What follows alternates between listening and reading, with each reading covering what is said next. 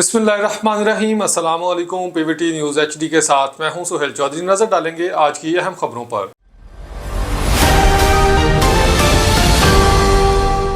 बुधला से रिपोर्ट कर रहे हैं सुहेल। बाबा रिजवी अवामी लीडर साबिक MNA और मशीर वज़ीर आज़म जनाब अलहाज मलिक अब्दुल गफूर डोगर की 18 पुल आमद। गुज़श्ता दिनों 18 पुल पर मौजूद करियाना की दुकान पर होने वाली डकैती रिकवर हो गई। अवामी लीडर मलिक अब्दुल गफार डोगर ने फौरी एक्शन लिया और 24 घंटों में पुलिस ने डाकुओं को गिरफ्तार किया और दुकान मालिक की लूटी हुई रकम को वापस करवाया। अवामुन्नास ने MPA का शुक्रिया अदा किया।